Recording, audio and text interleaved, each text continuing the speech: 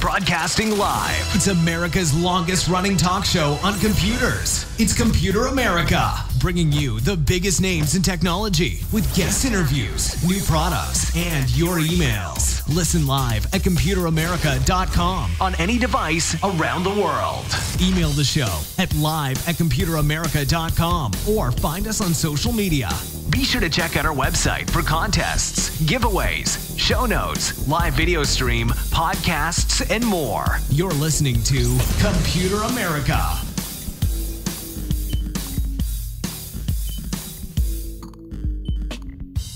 Hello and welcome into the Computer America Show. It is the nation's longest running, nationally syndicated radio talk show on computers and technology. I hope all of you are having a great day so far, and you are well, you are happy, and as we kick off another week here of the show, we have a great guest for you today. And that actually includes, our guest today, which is Hyperkin. And they make a series of products for retro gaming, because I know that a lot of you, if even if you're not a gamer of today, you were definitely a gamer of yesteryear. And hey, some of your classics, some of your Nintendo Entertainment Systems, some of your GameCubes and Dreamcast, things like that. Well, this is going to be a company that is perfect for you, because not only do they sell, of course, the vintage controllers and things like that, but they also sell, even more. So, yep, joining us is going to be the product manager for the company, and hey, this is going to be a lot of fun when we get to talk to him. And so, but before we do that, a couple things, including ComputerAmerica.com. That is your one-stop shop for everything Computer America related, and that could be anything from our contest, which is ongoing and is supported by Logitech. So every single Friday, we give away a prize to a lucky listener. Happy to, of course, do that. Also, be sure to check out the show notes. So anything we talk about today on the show, including, any articles, any videos, any our guest website, things like that, anything and everything will be in the show notes at ComputerAmerica.com. And then the last thing is that, yes, we have a video portion because, hey, we're multimedia. And you can watch Computer America as well as listen to Computer America. We are still a radio show, so primarily doing that. But, hey, it's just another way to experience the show. And, we get to poke around our guest website, do things like that. It's always a lot of fun. Now, before we get into our guest, though, I actually have... you know what? Why don't we do this? So today's guest, again, is Hyperkin. So we're actually going to connect to him now. And sorry, folks, for the noises, but here we go.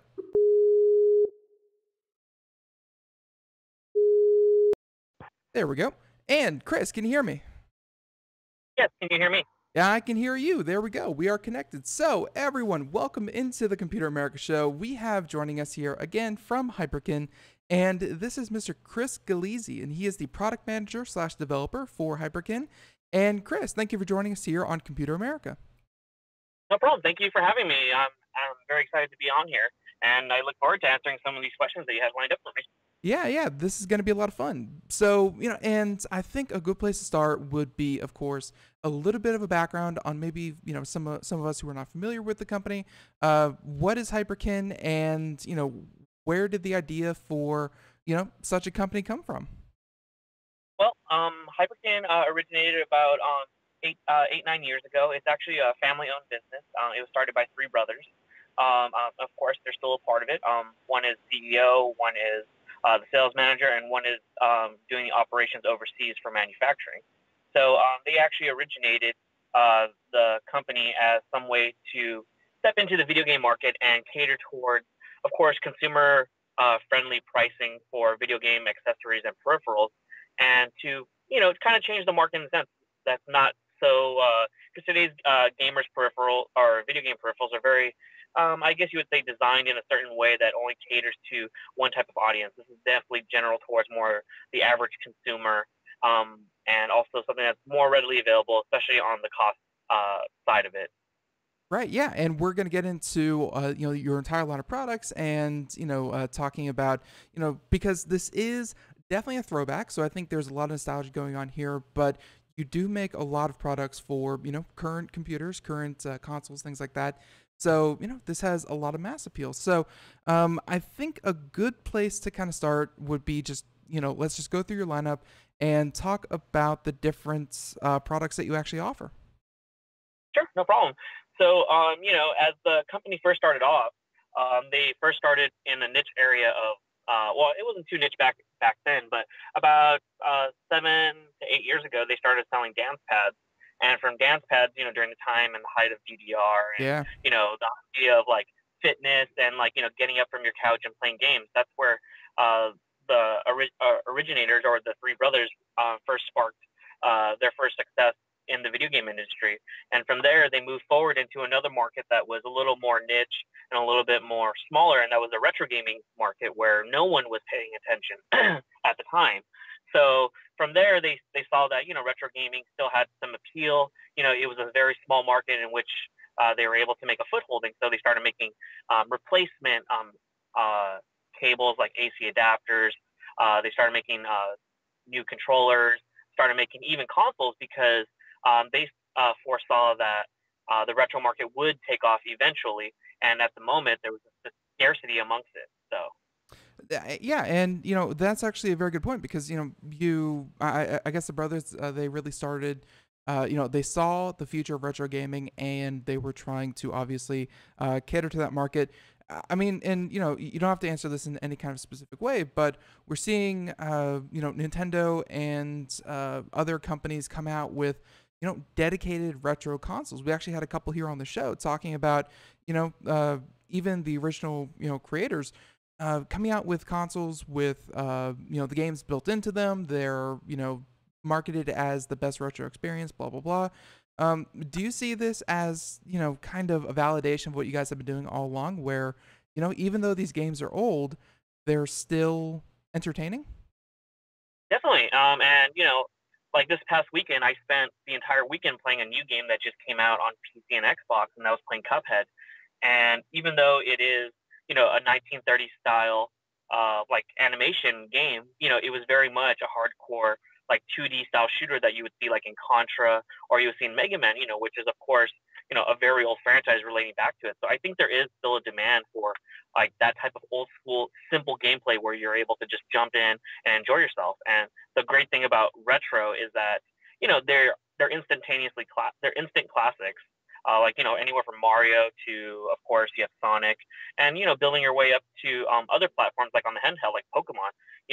Pokemon itself has been around forever, and I think a lot of success that originated from Pokemon Go was a lot of older individuals, especially like my age right now, that grew up playing Pokemon on a Game Boy. They were able to play it on their phone, so I think that throwback is still always going to be there, and I think of course, today's technology helped contribute to it, like with the internet. We're able to share all of our life stories on why we love these games so much, and there's so many communities that we can validate that type of attachment to.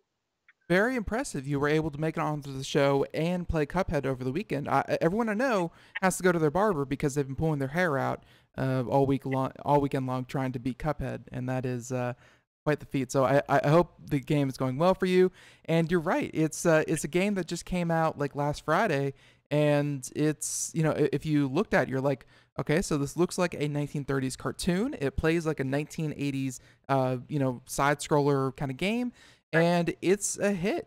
People are really really liking it. Like it's probably going to be one of the game of the years if there's ever going to be one. So do you see this as kind of like the future of retro gaming? Because I mean, I've seen a couple different communities, and I'm not personally sure where retro gaming is going to go. Do you see it as being a genre where it's kind of like, classic rock and, it's just a genre of game is retro? Or do you see it as, a diehard fan base that's going to keep playing the same games and do speed runs, do completionists, that kind of thing? Where do you see the future of retro gaming go? Well, I definitely see it evolving. Like, when I first started working for Hyperkin almost 5 years ago, one of the things that the CEO told me, and, to this day I still agree, is like, with every new console that comes out, another one becomes retro. And, we're starting to see that, as time progresses, like right now, the 2D side scroll or the 2D shooter is definitely, peaking. Right now we have a new game coming out by Nintendo, Mario Odyssey, in about a month, and that's relating back to, Mario 64, which was like kind of like this open platform or open 3D world of Mario. So I think as time progresses, you'll start seeing retro remakes or retro, at least attachments to what games have done before. Like, you have franchises like Doom coming back, Wolfenstein coming back. Like, these are all very old, PC titles that have been remade to have, or at least have some similarities to what the retro one or what the retro market used to be for like PC or for consoles. So it'll be around for a while. I definitely do see it as kind of like a classic rock type of thing. There'll definitely be a more hardcore fan base always following it, but there, like anything else, there are some people that are here for a little bit of time because the fad's popular at the moment, and they'll move on. But Right. I do think I definitely do think that the market will maybe possibly shrink a little bit, but that's just because people just do come around for whatever's popular online. All right, so let's get into a bit of Hyperkin's role because obviously you guys have been evolving with the times as well, and you're making a lot of products that I have an Xbox One controller, I have a keyboard and mouse. If I wanted to play kind of a port for any of these old games, I could easily do that with a modern controller. I could do it with a modern mouse and keyboard. But you make a lot of kind of peripherals for hey, the Xbox One. You make them for the computer that mimic old school controls, and just they look just like they just like they did 20, 30 years ago. I mean, why would someone pick up one of these old controllers versus just using something that could be adapted for playing these old games? Yeah, definitely. Like, the Xbox One controller, like the one that you get, either you buy separately or you get with the Xbox One is it's amazing. It's a great controller. When we first reached out, or when we were first talking to Xbox, because it is a licensed product, we kind of had this idea that, especially with a lot of indie games that are out there in the market, and there's a plethora of indie games that are not only on Steam via the PC, but also on Xbox. So we told them, a lot of these indie games do have some like, pixel art style, some 2D side scrolling, old school RPG. Like, there's a lot that can be related to, and we wanted to design something with Xbox to kind of be like, look, this is a controller for, the 20-some-year-olds, if not older, to 30-plus-year-olds that, they can relate back to how a controller used to feel. And it was also a way for us, like, for any of us that have kids right now to, like, kind of experience it with our kids, saying, like, hey, if you want to play the Rare Replay that's out on Xbox, there's this retro-style controller. And this is the controller I used to play games with when I was a kid, like this style, this small, around, this type of ergonomics. So, we just wanted to, like, kind of do it out there and kind of, like, experiment with our stake in the modern gaming side of things because we're so well known for retro. So, of course, we just brought that flavor back for it. And, hopefully, people kind of get where we're going with it. And, it's doing very well in the market at the moment from our sales side. So, we think it's accomplished what it was supposed to, and that was let people experience, current games in a way that we used to play them back then, if not even newer games that are still using, older methods to give entertainment. Right. So, and actually, I think that's a good way to kind of segue into my next question is that, we've seen a couple like from maybe Atari. I think they just came out with a new Super Nintendo Entertainment System that's kind of retro and throwback, but these are from, these are licensed by the, the actual companies and blah, blah, blah. Retro gaming has this kind of thing where a lot of these companies, they didn't really want to take the time to port the old games or the old consoles or even the old games to new consoles because they didn't feel there was any kind of desire for it. It cost them money, blah, blah, blah. And people were left with a lot of, not so legitimate ways to port old games to, to new systems. And, they've flown under the radar. They've, you have things like ROMs and emulators, things like that.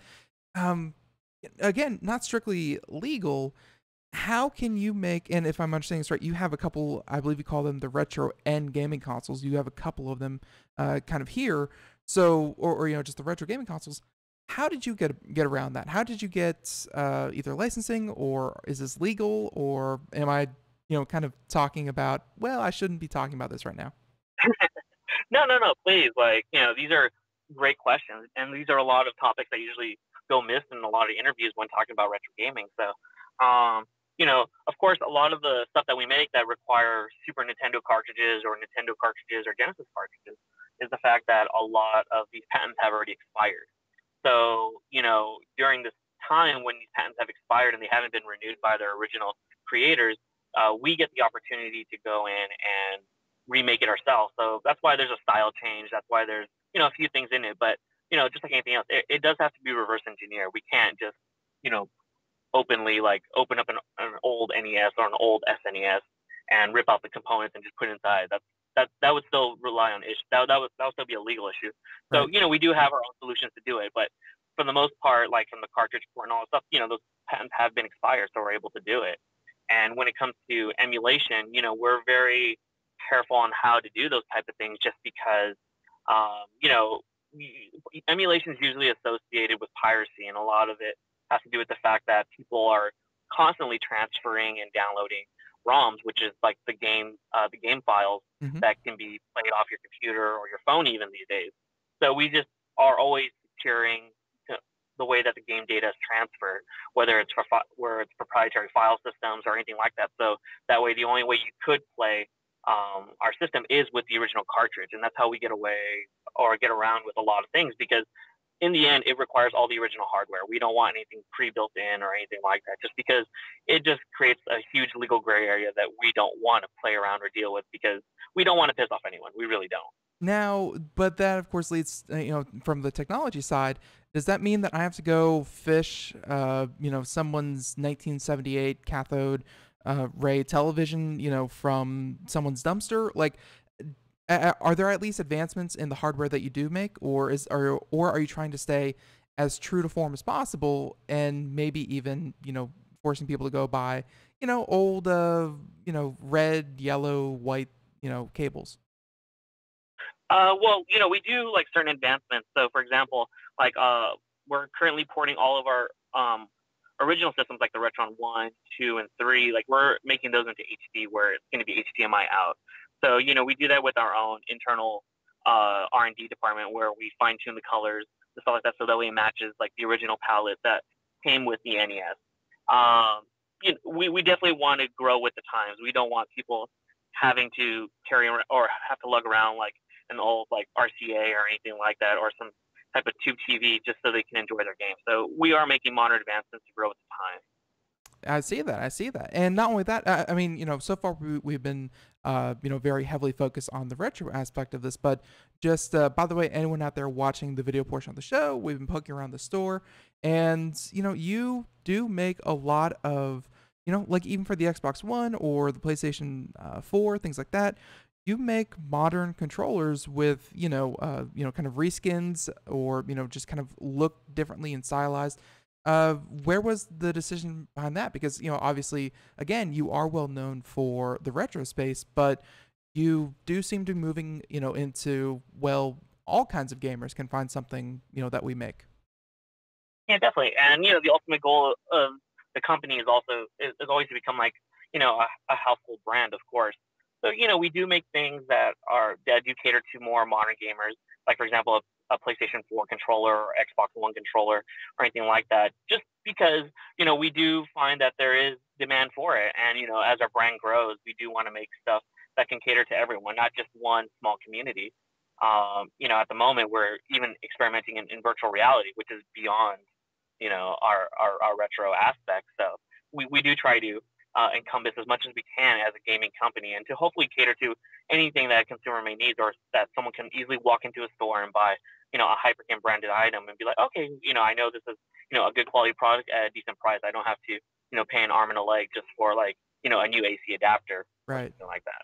Right, and well, and yeah, I definitely do want to get into VR, but to say that there wasn't a some kind of retro side to this, not not often purchased, but there was the Virtual Boy, which was Yeah, VR back in the mid '90s, and it was atrocious. So, but I'm but I'm sure you're talking about modern VR. So tell us about your endeavors into modern VR, which seems to have a little bit more staying power. yeah, sure. Well, with modern VR, we actually started looking into all new emerging markets. And of course, one of them is augmented reality. One is virtual reality. We've done some stuff with the HoloLens even. And with virtual reality, we started off in the early days when Oculus, wasn't acquired by Facebook. We started working with Vive. We started off doing just basic accessories just to kind of put our name out there. And we were actually surprised to find that a lot of well-known accessory companies, like, for example, like a Razer or PDP, were not making any accessories whatsoever for virtual reality, none whatsoever. So we saw this as an opportunity, and we reached out to all the top two VR companies. We're currently talking to Sony, but we told them, hey, let us make your accessories. We're willing to take the gamble and the risk on like the toolings and stuff like that because we have pretty good experience manufacturing at a mass scale. So they were able to allow us to get early dev kits and stuff like that, and we were able to build stuff. Right now, we're currently even being licensed by Vive. We're currently in the process of being licensed by Oculus. So it's only a matter of time before we also acquire with Sony. And it was just an area that we saw no one doing anything in. And unfortunately, we feel that unless there's a strong backer support or a strong community feel of accessories and third-party accessories, it tends to strengthen, the platform, like shows that there's backing, that there's other companies willing to invest into the actual VR platform instead of just relying fully on software. Right. Yeah. It's definitely a snowball effect, and of course, it has to come from not just people willing to make the products, but of course, consumers willing to use the products. And just talk about kind of where you see kind of virtual reality kind of growing. I mean, already. I think when it was first introduced and, the price points were outrageous, those have come down a lot in recent years. This whole thing's only been around for like 4 or 5 years. But, the last 1 or 2, we've really seen prices come down. Does Hyperkin kind of see VR as, something that's really going to catch on? Or is it kind of like the retro gaming industry where it's good to have a foot in that water, but it's not going to be, as disruptive as, anything else? Well, definitely, we see it as a growing market. We agree that it is the future to some extent in gaming. Right now, VR arcades are doing extremely well across Asia and stuff like that. And, there's plenty of content and plenty of hardware accessories for those type of experiences. We don't foresee VR really taking off or really making returning investments on a lot of software development and hardware development for at least another 2 to 3 years. So it is a long haul, it is a long grind, but a lot of it has to do with technology being able to come to a point where consumers are willing to pay for it. And even right now with the price point of I think $400 or $500 for getting into VR, that you still have to include yourself a very, not so much a pricey PC, but at least a good $800-900 PC. Yeah. If not cheaper. So there is a pretty much of a buy-in, and I do think right now when all-in-ones are coming out, like I know HTC Vive and Google were working on all-in-one. I believe there's a few other creators out there that are also working on their all-in-one. I think once we get to that stage where these all-in-ones start getting announced and start getting released, you'll start seeing the current need and desire for VR, because the biggest problem with VR right now is obviously being tethered to your computer, and having an all-in-one will definitely free up that experience and make more believers out of it. So. Right. Well, and we've seen a lot of interest in not just all-in-ones, but some way to at least transmit the data wirelessly, from a system and transmit, render it, and send it over without the latency getting crazy. Right. But no, something has to change with that huge cord hanging off the back of your head. Not everyone wants to look like Alien versus Predator, so that's definitely a good way to go about it. So. And let's, obviously VR, that's certainly weird, as in, not a lot of people, I think, have had a chance to get their hands on it.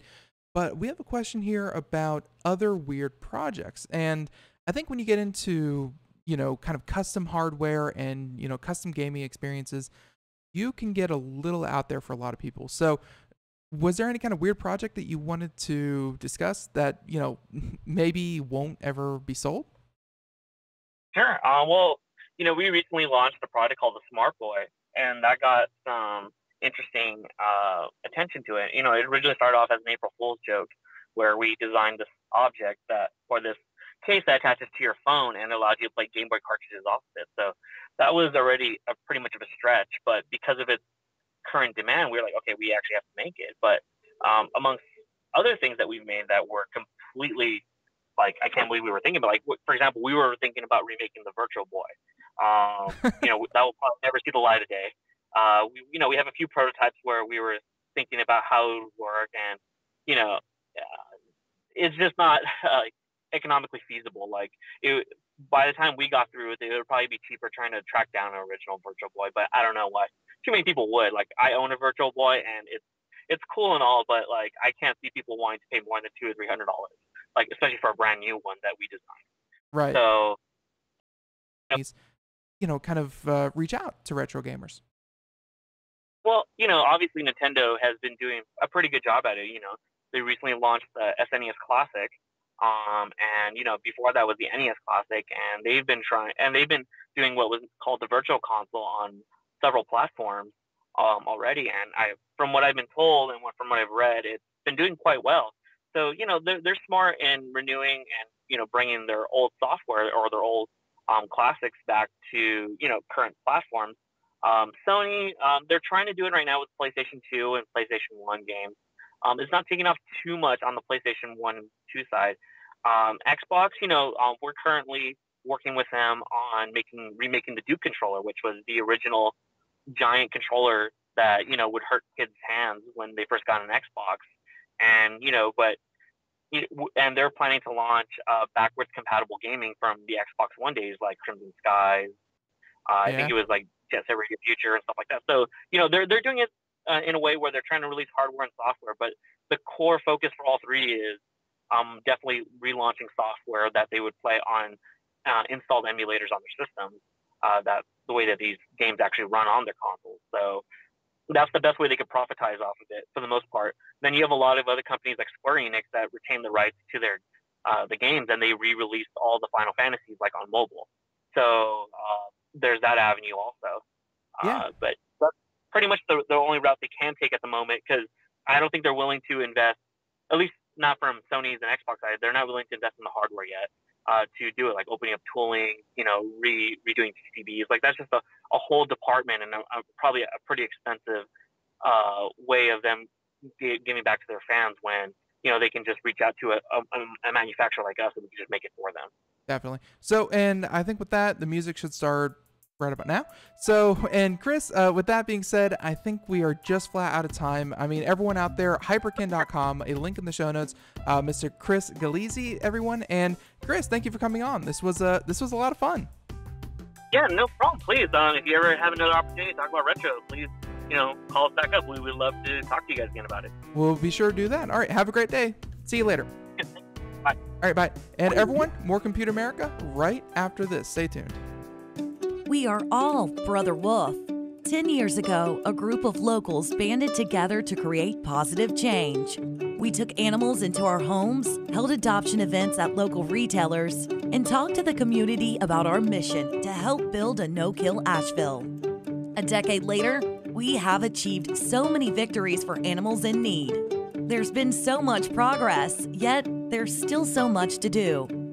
As part of our year-long celebration, we encourage you to become a member of our special Compassionate Circle program.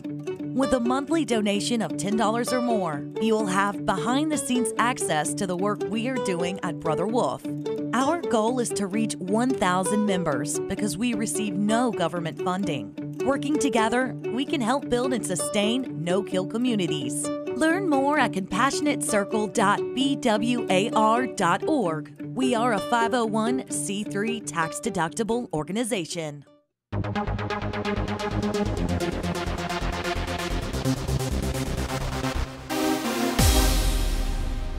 And so, if we can get to this, and I know that the network's having some problems, we are working on them and hope that we can get them resolved sooner rather than later. But in the meantime, we will be doing computer and technology news. So why don't we pull up some stories and get started with that? So here we go. Computer and technology news brought to you by Computer America.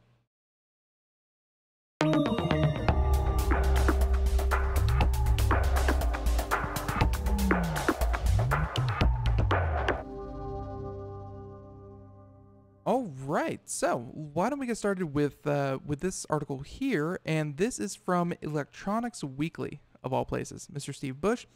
And yeah, this is, like, I get it in some sense, but I mean, this is nothing new. Like, if you're concerned about, okay, first of all, what I'm talking about is essentially the connected home, the smart home, the idea that your home is not just a place where you hang your hat. Instead, it is something that talks to you, something that is ever living, and it will evolve with you as technology does so as well. And, this can be everything from a smart thermostat, like I think most of us have heard about, to smart water heaters that, you can kind of set in the fly, things that can detect your water pressure, smart sprinkler systems that can detect the weather and if your lawn would need it, everything to smart lighting, to smart refrigerators, smart appliances. The idea of smart things and all of it coming together to be a smart home. And here we go. We have a study out, and this coming to us from Briton in the UK, saying that 76% of Britons are fearful of the smart homes concept, despite the likely cost savings, with unapproved data collection cited as the greatest worry. And that's according to price comparison website Money Supermarket, which has surveyed about 2,000 people. So not too small of an audience. But there you have it, saying that other concerns include that the technology being hacked by criminals, which is 51%, and being made unusable by a virus, 43%, which, I mean, let me finish the sentence. And recording you without your knowledge, 42%. Now, a couple things there, and obviously there's a lot of overlap because you can't have 76% followed by 51%. So some overlap there, but let's start tackling these one by one. And they're saying that 76% are fearful that smart homes, they're saying that unapproved data collection will be number one. And, a couple of these questions are actually the same thing, because unapproved data collection would be like if you have a smart water heater, it lets people know, or at least it lets the company that hosts the data know, let's say, when you take a shower, when you run your dishes, when you do your laundry, blah blah blah, and they'll track it. They'll put it in a data spreadsheet, and then they'll get the usage habits of all the of all their customers. Things like that. Yeah, those are definitely going to happen. People are going to, or companies are going to want to know how people are using their products so that they can better design them, ideally, of course, to better fit the needs of their customers. So, if they know that people are using XYZ, they're going to then modify their product to better serve the customer XYZ. Although that is essentially recording you without your knowledge, because if you know when someone takes their shower every morning at 8 a.m. through their hot water heater, then hey, that is essentially the same thing as recording someone, although it's not recording them with a camera or a microphone, simply just recording them as they move throughout the home. They're saying other things like being hacked and being made unusable by a virus, essentially the same thing. And here's where I kind of say that has probably more of a presence of mind than anything else, because of the recent hacks done to the National Health Services. And, the idea that a computer system, a network, can be crippled by malware unchecked.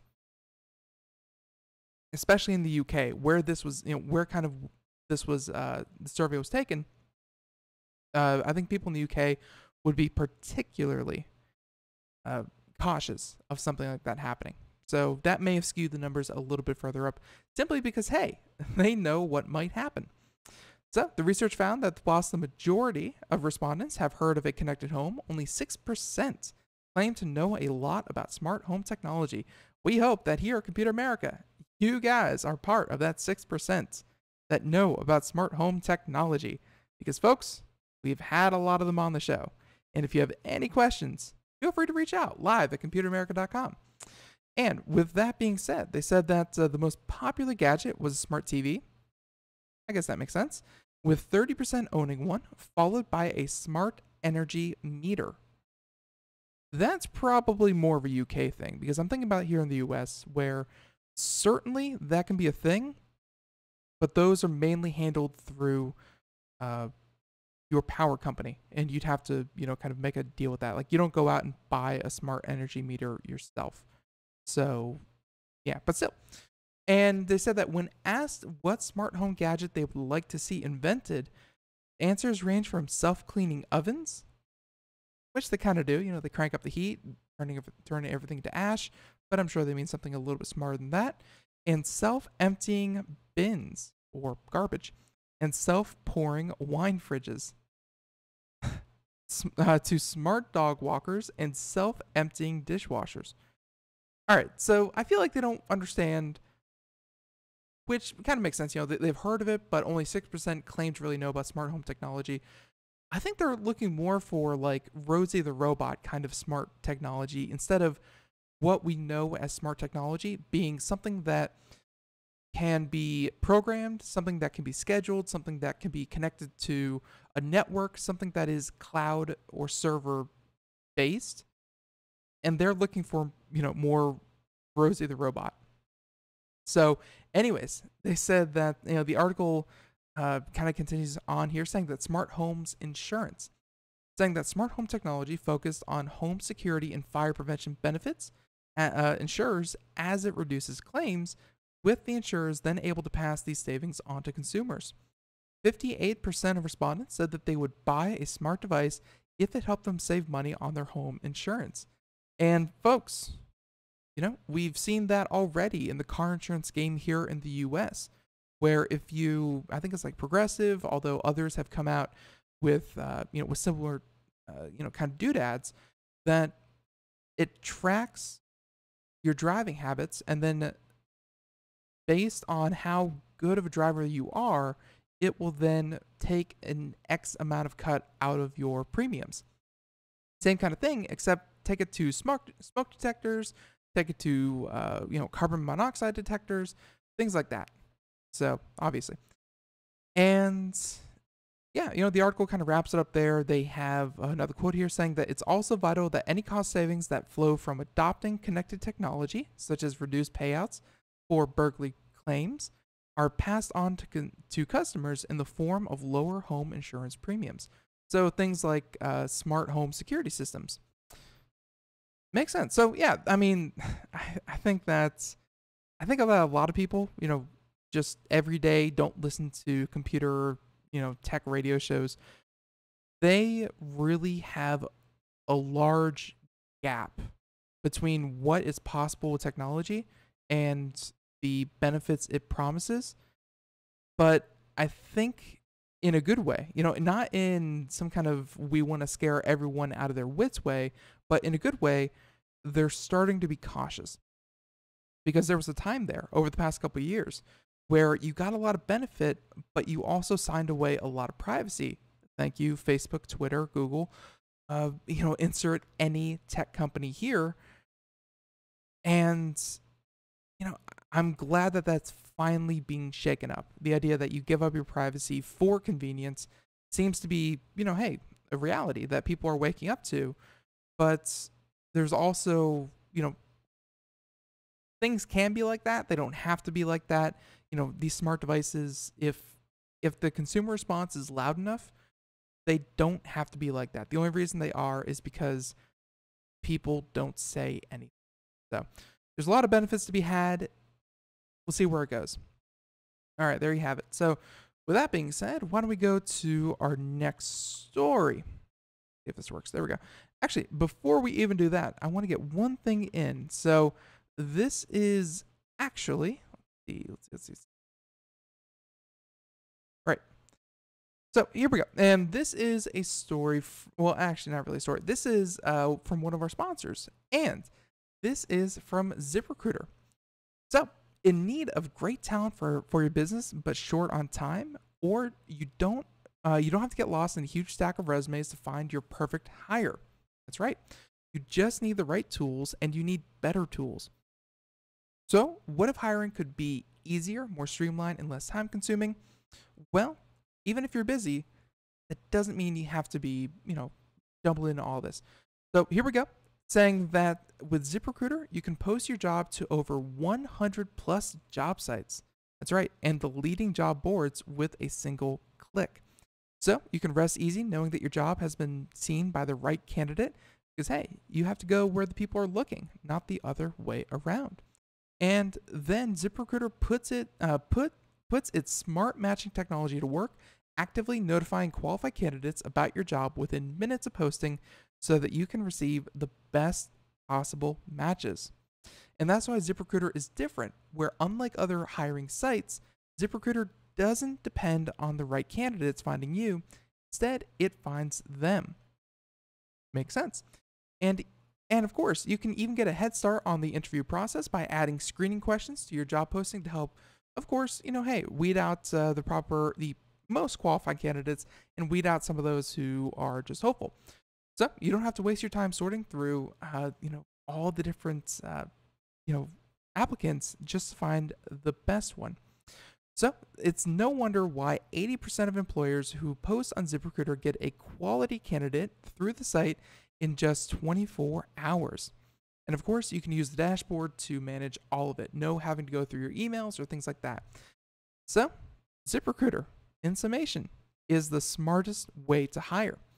And of course, you can find out today why ZipRecruiter has been used by growing businesses of all sizes and industries to find qualified job candidates with immediate results.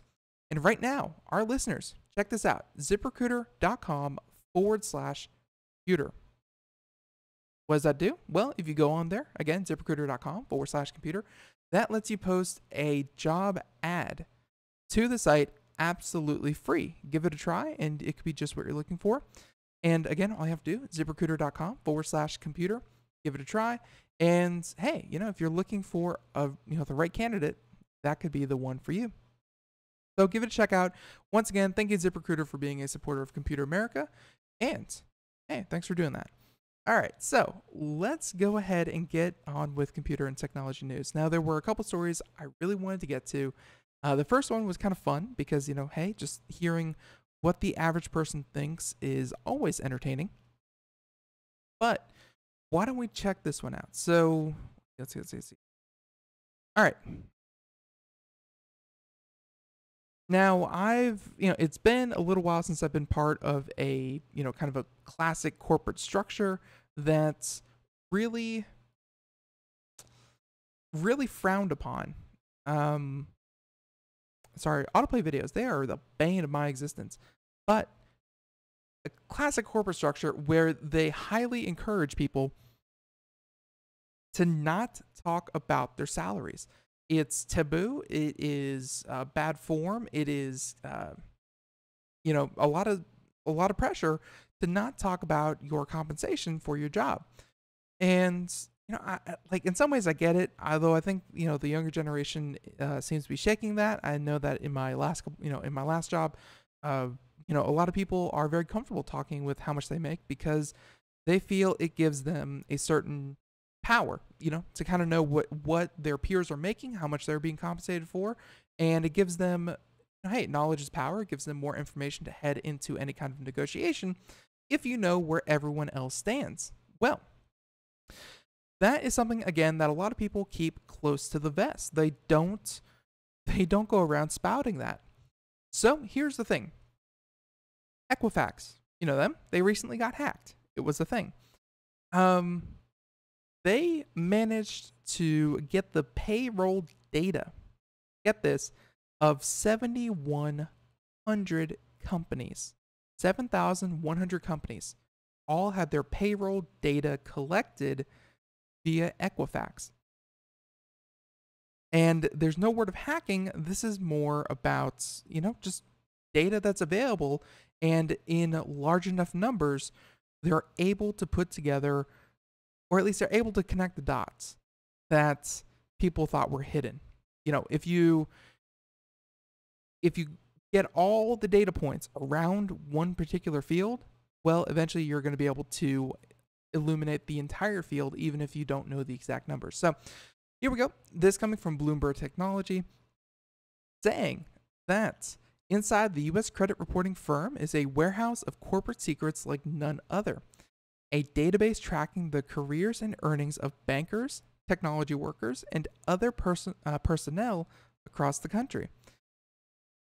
Because up until this point, we thought the Equifax was simply addresses, names, social security numbers, just everything you don't want leaked. Well, it turns out they had a lot more because really they were in the business about knowing people. That was their business, assigning numbers that could be backed up, verified, and determined if they were good on credit. So they said that even after Equifax failed to prevent the hack of about 143 million Americans, employers probably won't stop feeding it updates because they rely so much on the analytics that Equifax provides.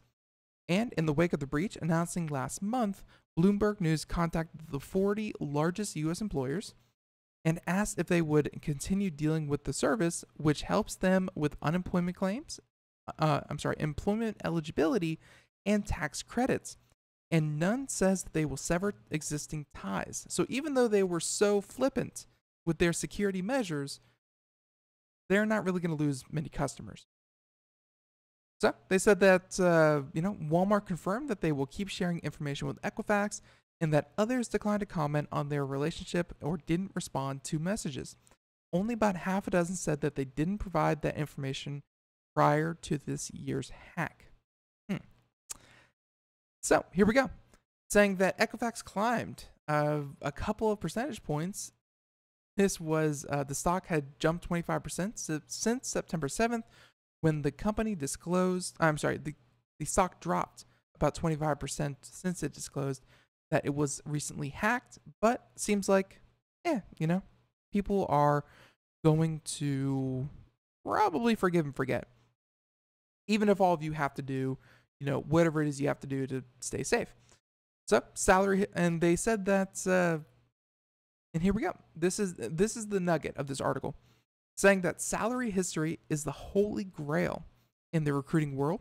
A professor of management at San Francisco State University who specializes in human resources strategy, and that if that information were exposed, it could be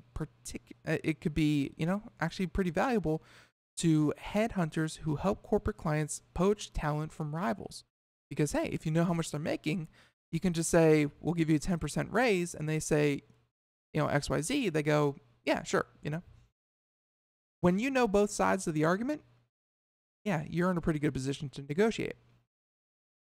So, not to mention the implications for workplaces if people could see how their compensation stacks up against their peers. Saying that your neighbor would know what you got paid, and nobody wants that.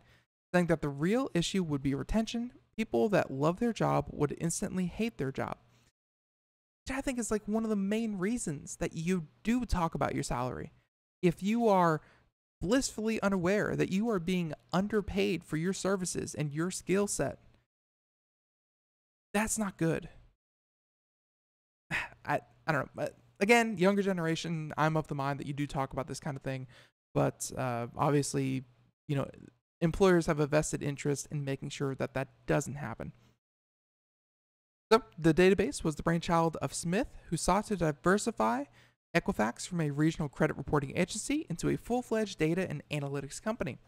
So in 2007, less than 2 years after taking the helm, he oversaw the $1.2 billion acquisition of a company called Talx Corp, expanding into employment and income data, where Equifax was valued at $5.2 billion at the time. So pretty big gamble to invest, about a quarter of your capital into a completely new side of your company. And he said that we then pivoted to this massive, unique data asset company that allowed us to build products we could never build before. And yeah, let's wrap up this article saying that the Workforce Solution Unit is now among the fastest growing businesses, according to more than contributing more than a fifth of the firm's $3.1 billion in revenue last year. They're doing well. And using payroll data from the government agency and thousands of employers, including a vast majority of Fortune 500 companies. where Equifax has cultivated a database of about 300 million current and historic employment records. So yeah, that's that kind of data. It doesn't say exactly if that kind of data was exposed in the hack, but there's no reason to assume that they didn't get that. So if they consider it the holy grail of employment and they consider it the holy grail of, hey, what everyone makes, then we can only assume that they definitely do have access to that kind of, it's out there now. It's out there now. So again, we're going to be hearing about the Equifax story for months and years to come because it's a huge, huge deal. All right. Why don't we wrap up the story with how about we do something interesting? All right, yeah, this is interesting. All right, so dating in the internet age, the age of the internet, dating, it's weird. I'll be the first to tell you. It's a weird field to get into. But, well, it's not the only thing that social media, networking, dating, they're all flip sides of one another. Where dating, you're obviously looking at someone on a more personal level. When you talk about social media, maybe as friends and acquaintances, and when you're talking about maybe networking, you're talking more professional life. Very different fields, and you rarely want them mixing. Well, looks like Bumble, yeah, one of the dating apps, launches Biz, B-I-Z-Z. So Bumble, Bumblebee, Biz, almost like Buzz, kind of like a Bumblebee, whatever. It's professional networking. And they're claiming that the company hopes the service will help women navigate the gray areas of mentorship. Yeah, this is a different one.